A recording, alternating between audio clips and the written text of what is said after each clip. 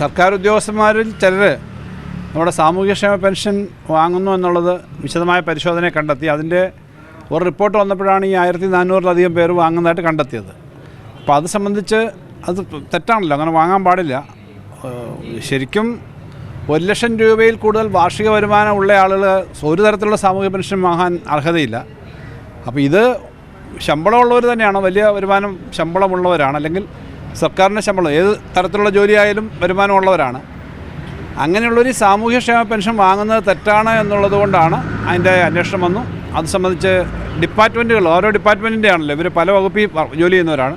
ആ ഡിപ്പാർട്ട്മെൻറ്റുകൾക്ക് ഇതിൻ്റെ വിവരത്തിനായിട്ട് ഈ വിവരം കാണിച്ചിട്ട് അങ്ങോട്ട് റിപ്പോർട്ട് കൊടുത്ത് ആവശ്യമായ നടപടികൾ സ്വീകരിക്കണമെന്ന് ധനകാര്യ വകുപ്പ് ആവശ്യപ്പെട്ടിട്ടുണ്ട്. ഇവർ ഈ ഇത്രയും കാലം പണം പെൻഷൻ പറ്റിയത് തിരിച്ചു പിടിക്കാനുള്ള നടപടികൾ സ്വീകരിക്കുന്നുണ്ട്. അത് തീർച്ചയായിട്ടും അത് യാതൊരു സംശയമില്ലാത്ത കാര്യമാണ്. ഈ അങ്ങനെ വാങ്ങിയ പണം അവർ തിരിച്ചടയ്ക്കണം, അതിന് യാതൊരു സംശയമില്ല. അതും പലിശയൊക്കെ സഹിതം അടയ്ക്കേണ്ടി വരും.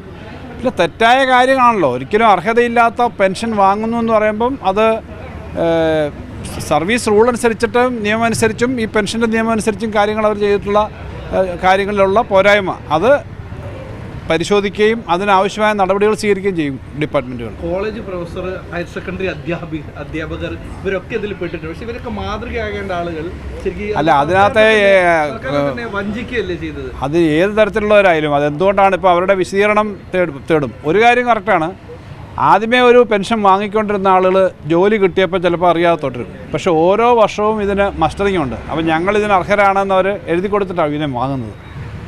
ഇതെല്ലാം ഈ റിട്ടയർ ചെയ്തവരുടെ പെൻഷൻ മാത്രമല്ല, അതായത് 60 വയസ്സിന് ശേഷമുള്ള ആളുകളുടെ പെൻഷൻ അല്ല, പലതരത്തിലുള്ള മറ്റ് സ്പെഷ്യൽ പെൻഷനുകളുണ്ടല്ലോ, ആ പെൻഷനൊക്കെ ആയിരിക്കും. അങ്ങനെ ആയാൽ പോലും അവർ ഓരോ വർഷവും ഞങ്ങൾ മറ്റൊന്നും വാങ്ങുന്നില്ല എന്ന് പറഞ്ഞിട്ട് വാങ്ങുകയാണ് എങ്കിൽ അത് തെറ്റായ കാര്യം തന്നെയാണ്, സംശയമില്ല. എന്തായാലും അതിൻ്റെ അന്വേഷണം നടക്കട്ടെ.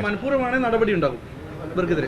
തീർച്ചയായിട്ടും തെറ്റ് കാണിക്കുന്ന ആളുകളുടെ പേരെ നടപടി ഉണ്ടാവണം. അതിന് ആവശ്യമായ അന്വേഷണം നടത്തി നടപടി എടുക്കാനാണ് നമ്മൾ ഡിപ്പാർട്ട്മെൻറ്റുകളോട് ആവശ്യപ്പെട്ടിരിക്കുന്നത്.